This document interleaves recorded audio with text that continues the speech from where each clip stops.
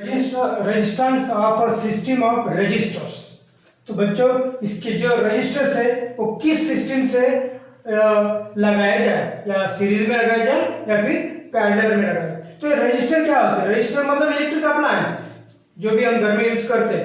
अगर उसको हम सीरीज में लगाते हैं तो क्या होगा?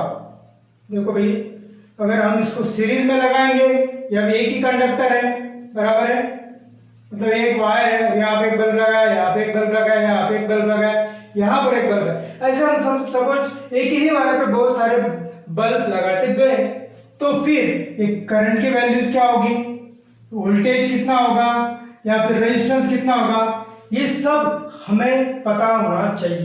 तो ये किस तरीके से फाइंड करेंगे हम? तो उसके लिए हमें ये पूरा सीखना है कि रेजिस्टेंस अगर सीरीज में लगाएंगे तो इसकी वैल्यूज कैसे फाइंड करें, या फिर सेकंड जो है पैरेलल। और पैरेलल अगर लगाते हैं तो ये जो रेजिस्टेंस है, समझिए यहाँ पे कोई एक ये लगाया, यहाँ पे एक बल्ब लगाया, यहाँ पे एक बल्ब लगाया, बराबर। अब ये सब पैरेलल में हो गए। तो पैरेलल में अगर लगाते हैं तो करंट, वोल्टेज, रेजिस्टेंस की वैल्यू क्या होगी? तो ये दोनों हमें यहाँ पर सीखना है, ठीक है। तो बात करते हैं सबसे पहले सीरीज कॉम्बिनेशन की। ओके, तो रजिस्टर्स इन सीरीज, अगर हमने रजिस्टर्स अगर सीरीज में लगाया तो करंट की वैल्यू क्या, वो इंक्रीज होगा या डिक्रीज होगा? Same for the resistance end voltage या फिर पोटेंशियल डिफरेंस, वो इंक्रीज होगा, डिक्रीज होगा या सेम रहेगा?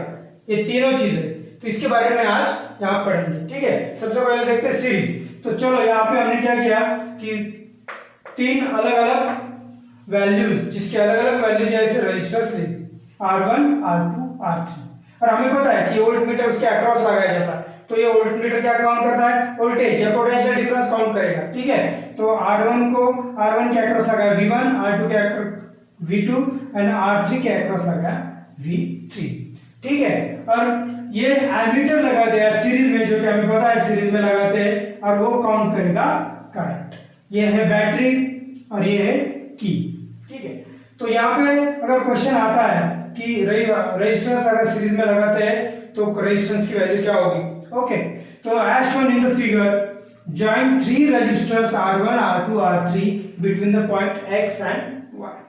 Then insert voltmeter V1, V2, V3 across R1, R2, R3 respectively.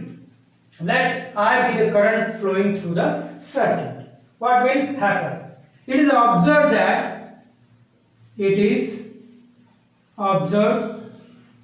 that total potential difference is equal to the sum of individual potential difference, that is V is equal to V1 plus V2 plus V3। तो ये हमें यहाँ पे पहला observation मिलेगा, जिसमें जो total voltage जो रहेगा वो बाकी के जितने वोल्टेज, इंडिविजुअल वोल्टेज रहेगा उसका समेशन रहेगा। यहाँ 3 है तो 3 का समेशन मतलब टोटल पोटेंशियल डिफरेंस ये सर्किट में है। तो इस तरह से ये पहला ऑब्जर्वेशन हमें मिलेगा। तो देखो बच्चों, यहाँ पे हमने बात करी रेजिस्टेंस की, करंट की और वोल्टेज की। अगर इसकी बात करें तो डेफिनेटली ओम्स लॉ यूज करना पड़ेगा। By using ohm's law, V is equal to IR। Okay, ये हमें पता है ओम्स लॉ क्या है। तो ये इसका इक्वेशन या फॉर्मूला है, V is equal to IR। Okay, then potential difference V1 is equal to IR1, V2 is equal to IR1, IR2 and V3 is equal to IR3. Putting these values in equation first equation में values हम put up करेंगे। V is equal to IR, V1 is equal to IR1, V2 is equal to IR2 and V3 is equal to IR3। तो यहाँ बच्चों देखो current common निकल रहा है, कॉमन निकालेंगे मतलब करंट जो है सर्किट में वो सेम रहेगा, करंट यहाँ पे सेम है। चलो करंट को यहाँ पे कैंसिल कर लेते हैं, तो रेजिस्टेंस हमको मिलेगा R is equal to R1 plus R2 plus R3। तो इस तरह से जो रेजिस्टेंस इक्विवेलेंट या effective resistance in series is equal to summation of individual resistance present in the circuit. ठीक है, जो भी इंडिविजुअल रेजिस्टेंस रहेगा उसका समेशन करना पड़ेगा, तो हमें टोटल रेजिस्टेंस यहाँ पे या फिर इक्विवेलेंट रेजिस्टेंस यहाँ पे हमें मिलेगा। इस तरह से हम रेजिस्टेंस की वैल्यू या सीरीज में फाइंड कर सकते हैं। यहाँ पता चला कि उसमें और करंट है, करंट पूरे सर्किट में सेम रहता है, और जो भी हर एक रेजिस्टेंस के अक्रॉस की V1, V2, V3 की मतलब पोटेंशियल डिफरेंस की वैल्यू भी हम फाइंड कर सकते हैं। ठीक है, जो रेजिस्टेंस इन सीरीज है उसके रिजल्ट हमें क्या क्या मिलते हैं, तो देखो यहाँ पर पहला रिजल्ट मिला हमको, current I is the same in every part of the circuit.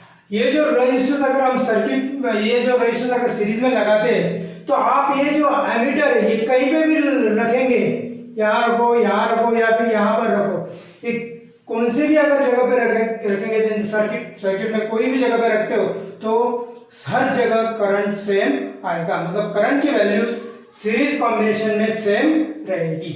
Second thing, effective resistance RS is equal to the sum of the individual resistance. इसका मतलब ये होता है कि जो इफेक्टिव रेजिस्टेंस होता है या फिर total resistance in the circuit ये होता है, ये जो बाकी के जो जितने भी रेजिस्टेंस रहेंगे उसका समेशन हमें यहाँ पे करना पड़ेगा। अभी हमने यहाँ पे 3 ही रेजिस्टेंस लिए, बहुत सारे रेजिस्टेंस हम यहाँ पे ले सकते हैं और उसका समेशन करेंगे तो ही इक्विवेलेंट रेजिस्टेंस या फिर इफेक्टिव रेजिस्टेंस हमें यहाँ पे मिलेगा। Total voltage across the combination is equal to the sum of the voltage drop across each resistor. ये जो अलग अलग रेजिस्टेंस है, ईच रेजिस्टेंस के अक्रॉस जो वोल्टेज ड्रॉप हो रहा है तो वो रहेगा, तो अगर टोटल वोल्टेज करना है तो उसका भी हमें समेशन ही करना पड़ेगा। तो हर एक वोल्टेज का अगर हम समेशन करते हैं तो हमें टोटल वोल्टेज सर्किट में मिल जाएगा। Then effective resistance RS is greater than the individual resistance. इसमें कोई डाउट नहीं है कि इसकी वैल्यू ये इंडिविजुअल रेजिस्टेंस जो रहेंगे इससे ज्यादा ही रहेगी, ग्रेटर रहेगा, टोटल इफेक्टिव रेजिस्टेंस ग्रेटर रहेगा इंडिविजुअल रेजिस्टेंस से। It is used to increase the resistance in the circuit. कोई बात इसमें डाउट नहीं है, जैसे जैसे हम रेजिस्टेंस इंक्रीज करते जाएंगे मतलब उसका एडिशन समेशन होगा तो इंक्रीज ही होगा रेजिस्टेंस। तो ये रेजिस्टेंस इंक्रीज करने के लिए ये रेजिस्टेंस इन सीरीज ये कॉम्बिनेशन यूज किया